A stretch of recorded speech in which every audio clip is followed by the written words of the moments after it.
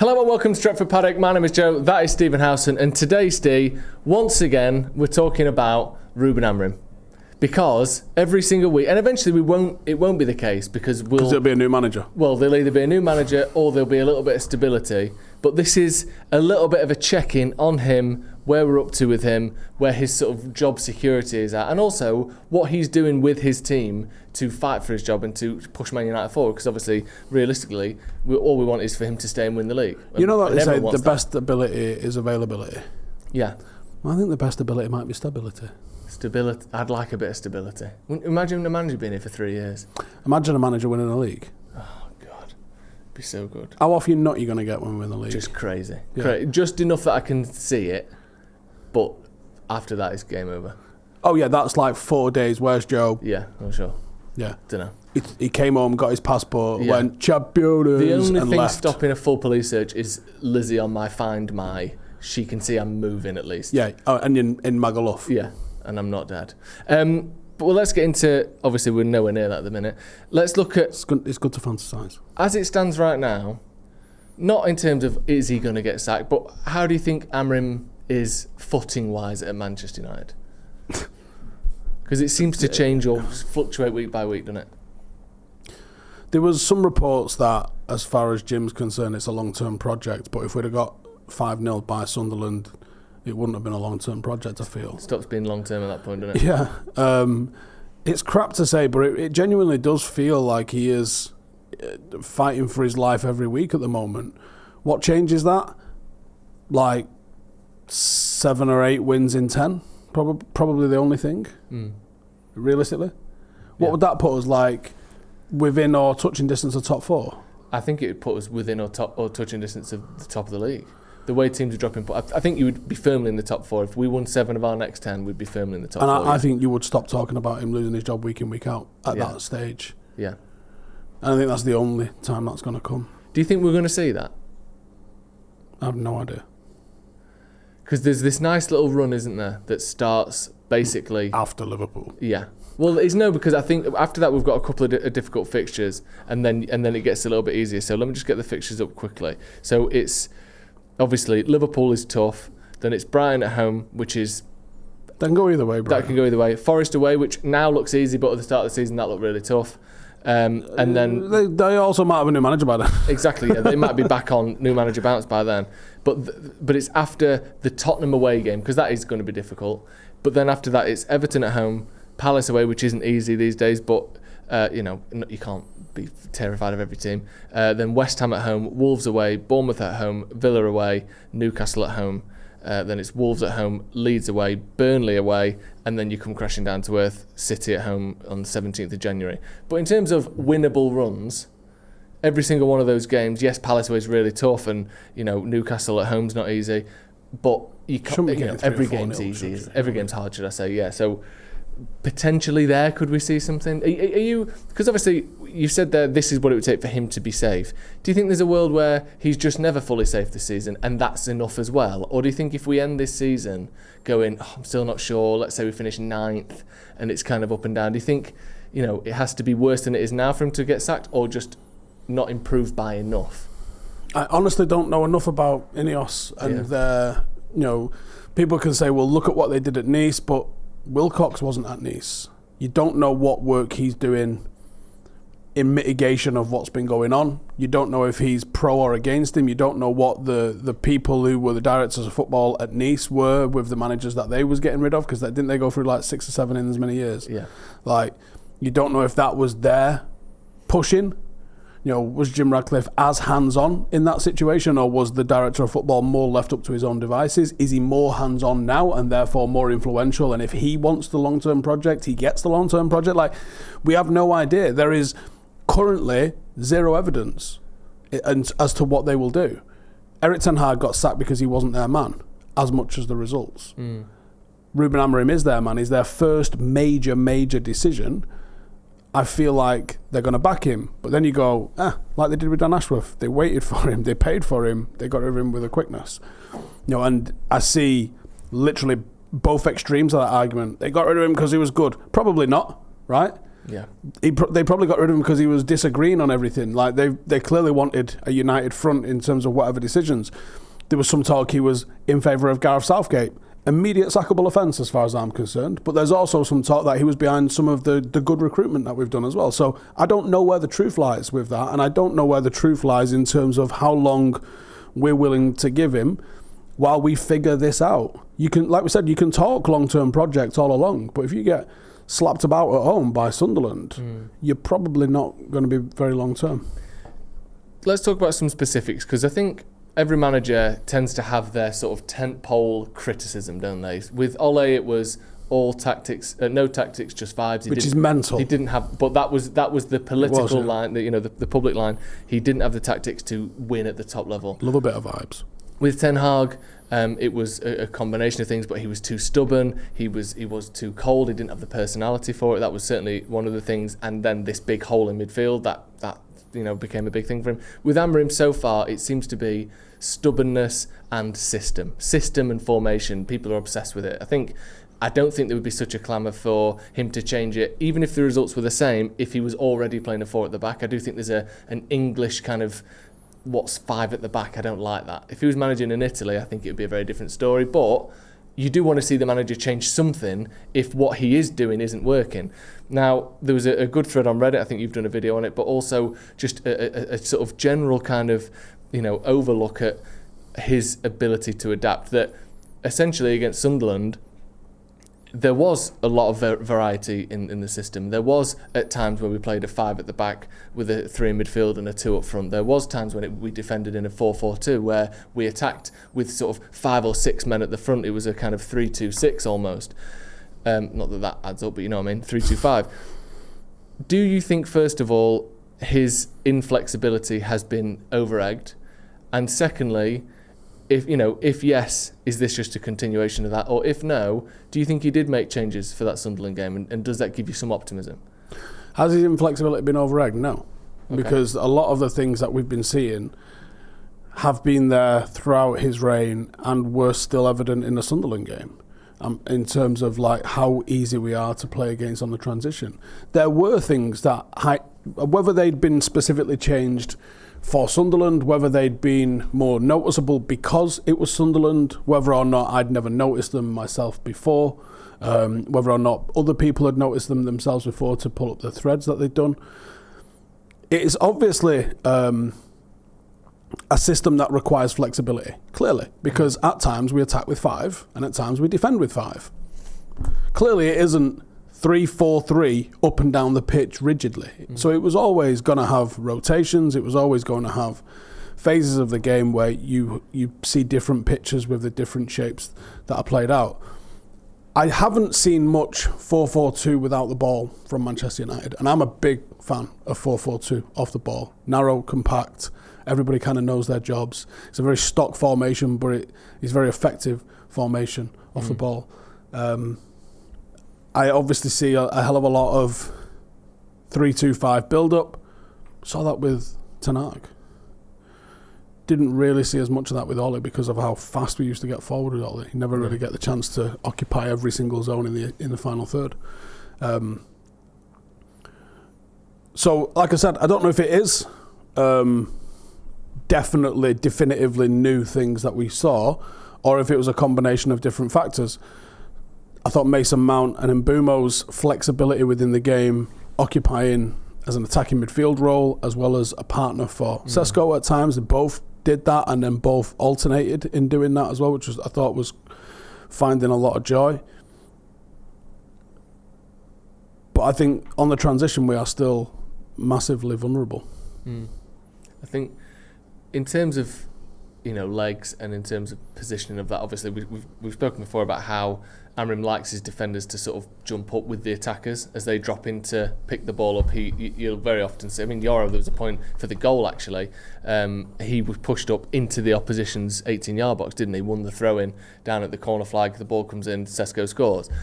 But though they kind of almost have this kind of faux midfield action to them where they're meant to push up and stop counter-attacks and stuff, do you think that's that is something that can work? Do you think that's enough? I mean, I'm not saying that's the only thing we do to stop being counted on, but having two midfielders and then a pressing, pushing centre-back, does that fill the space adequately if you have athletic, strong centre-backs and athletic, strong midfielders?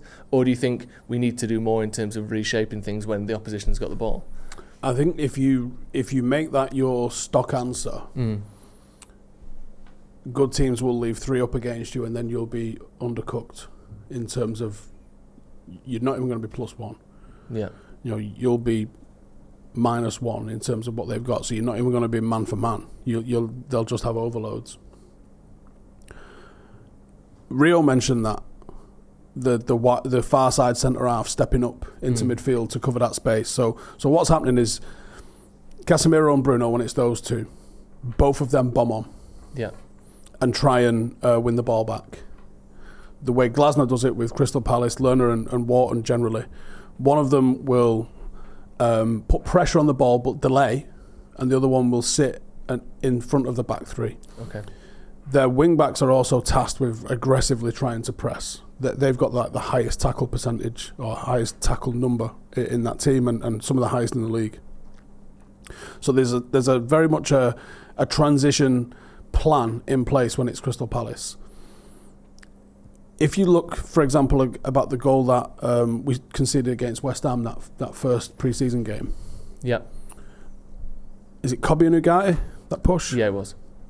They push, they get beaten by a single pass into that no man's land in midfield where we haven't got anybody. Aidan Heaven should do better. Yeah. He's the one who's tracking one-on-one with Jarrod Bowen, isn't he? He should do better. However, nobody from that defence could have pushed into the gap in midfield to slow the progression of the ball down because they had 3 up against us at the back. Yeah. So you would have pushed and they would have switched, and then that person would have been in space, and you'd have probably looked even sillier. Yeah. If you'd have done that. My personal belief, and obviously I don't manage a Premier League football team, but my personal belief is the way Crystal Palace do it is a much more secure way to manage those transitions. Go and put pressure on the ball, because even just a 2 or 3 second delay, or make them play it sideways, or just stop the forward momentum of either the run or the pass from the moment that they get into possession. And as long as the team is reactive and running back to get in position, you'll have enough people overtake you in terms of getting back into their shape, that the defence doesn't immediately have to be stood near the halfway line and just immediately drop 20 yards. And this chasm opens up in the centre of the park, because it happens so frequently. If you win the ball, and let's say it's Bruno, I go and put pressure on you, and my job isn't to tackle you, it's to just get in your way a little bit. Stop you playing a pass in behind me, while my partner midfielder can go and occupy either an attacking midfielder outlet or occupy a little bit of space in case you do get beat. I'll then step up and I'll try and delay you. But the important thing is that we both don't go at the same time and get bypassed by one simple pass. Yeah. And then my back three can maintain that aggressive stance as close to the halfway line as possible and really push, because I think there's got to be tactics that take advantage of VAR's offsides. It's so precise. Be aggressive with it. Yeah. Get it right. You're not looking at linesmen. There's no margin for error for attackers anymore, is there? There's no benefit of the doubt for attackers. Be aggressive with it. The amount of balls that people would play, and it requires organisation, it requires communication, but you telling me you can't see a midfielder getting his head up and looking to send one, step, and you all step. If you all do it at the same time, especially if you're 5 or 6 yards into our half at the same time and you know the attacker's in there, he's not going to be able to follow you. He'll be going the other way. You'll get him offside so often. Who was it with just an insane amount of offsides last year? What, in the Premier League? Was it Aston Villa? Potentially it was, yeah. I think it might have been. I mean, it does make sense. And like you said, the rules are stricter than they've ever been for strikers. There's just no, if your fringe is offside, you're offside. I think another thing with the way that the way we set up and, those gaps, or should I say, a sort of, not a counter, but something maybe worth looking at is if they are leaving more men up the pitch, surely though then there is gaps in other areas because they don't have more players than we do. So presumably if they leave more up to try and counter us and that press works really well, you're more likely to win the ball back in that press because they've got less each man has got less options other than the long ball. And if you're pressing really well and they go for that long ball, it's more likely to be an inaccurate, poor pass because they're stressed and pressured.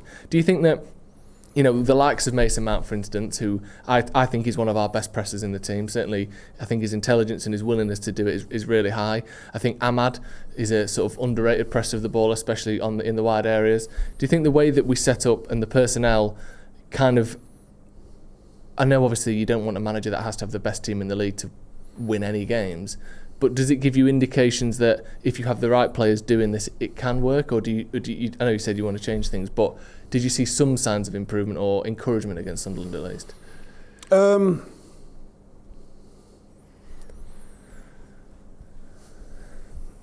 Not really. Okay. Yes, the shape off the ball in a 4-4-2 at times. We made it easy against the team that haven't made it look easy for anybody, really. And people are like, it's newly promoted Sunderland, calm down. But they were like 5th in the table. Yeah, they're still above us. So that's how well they'd started, though. You know, we beat them and we're still behind them. They're an awkward team, but because we set out so aggressively and we scored so early, it disrupted that. I mean, they took off a winger for a fullback after our second goal. That tells you everything about how we made them change what they went to a 5 at the back, didn't they, pretty much, and went man for man. And I know we didn't score again after that, but they only had one shot on target, I think, in the second half. So it wasn't as though it helped them dominate the game either. No, it stopped us. Yeah. Which is what some teams might do. Looking at what they've done, they might go 5 at the back. Okay, well, if they go 5 at the back against us, then we will have more time and space with our back 3 midfield too before it comes into that back line. But while you've got players like Mbumo, Cunha when he gets on the pitch, possibly Xerxes when he gets on the pitch, and Ahmad, players who can stand you up and go past you 1v1, that's still not an effective tactic. If you go man for man against those people, then they beat you. Yeah. With a dribble, because they are capable of beating you with a dribble, then you're in the shit. And that's what we have to try and maximise those times. Just finally then, obviously, I think United have won 3 of the last 5, which I know that it's win, loss, win, loss, win. So it's not consistent or continued, but it's sort of something's happening there. Do you think that we have seen enough improvements this season for the manager to be able to go to Liverpool and, I don't know, let's maybe put in a decent result, a decent performance, forget the result, and kind of follow up Sunderland, which was a bit better, with a decent performance against Liverpool and a decent performance then against Brighton, rather than, we can't guarantee results, but last season it felt like the performances were so up and down. Do you think we can at least start to see some consistency, even if it's not perfect? Not yet. It's tough, isn't it? You can't say yes, can you? How can I say yes? Yeah. It'd be very satisfying to go and put your first back-to-back game wins against Liverpool with a good performance as well, or with another encouraging performance that, honestly, I genuinely wouldn't give a shit if we played bad and won against Liverpool as long as we got the win. And I think there is an element of we have to just rack wins up, regardless of if we're playing well or not. And I generally preach that results follow performances, not the other way around.